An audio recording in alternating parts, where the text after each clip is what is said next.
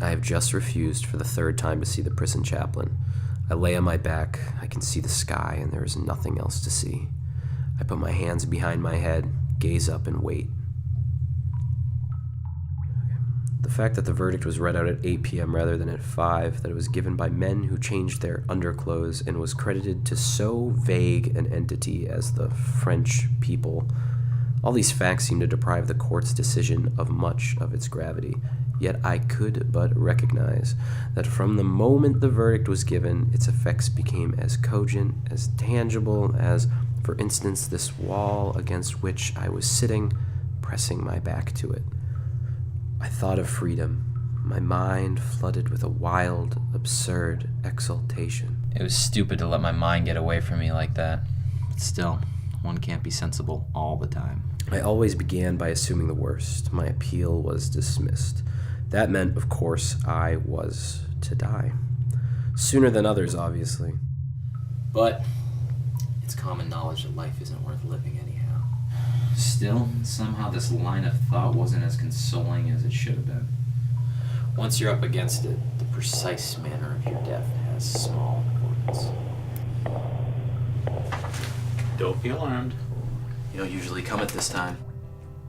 It's just a friendly visit. It's not about your appeal. Can I sit next to you? Please, no. Why don't you let me come see you? I don't believe in God. Are you really so sure of that? I don't see the point in troubling myself with this. God can help you. All of the men I've seen in your position have turned to him. They were at the liberty to do so if they felt like it. But I, on the other hand, don't want to be helped and haven't the time to work up interest for something that doesn't interest me. My friend, it's not because you've been condemned that I come speak to you this way. I think all men are under a death sentence. It's not the same, and what's more, that's no consolation. If you don't die soon, you'll die one day. That same question will arise. How will you face that terrible final hour? I'd face it exactly the way I'm facing it right now. Have you no hope at all? Do you think that when you die outright and nothing remains? Yes. I am truly sorry for you. It must be unbearable for a man to think like you do. I'm convinced your appeal will succeed, but you're just saddled with so much guilt that you've got to get rid of. Man's justice is a vain thing. Only God's justice matters. Man's justice condemned me. Yes, but it hasn't absolved you from your sin. I'm not conscious of any sin. All I know is I'm guilty of a criminal offense. Well, I'm paying the price of that offense. And no one has the right to expect anything more of me. There's more that might be asked of you. In fact, there probably will be more that's asked of you. What do you mean? You might be asked to see. To see what? These walls. I can't look at them without shuddering. I know it only too well, the human suffering. Even the wretchedest among you must look at these walls, this grayness, and see that divine face. It's that face that you're required to see. I've been staring at these walls for months. There is nobody, no one in this world I know more than these walls. And once upon a time, perhaps, I would look for a face. But I had no luck. I've never seen it, and now I've given up. I've given up trying. I refuse to believe it. I'm sure you've often wished there was an afterlife.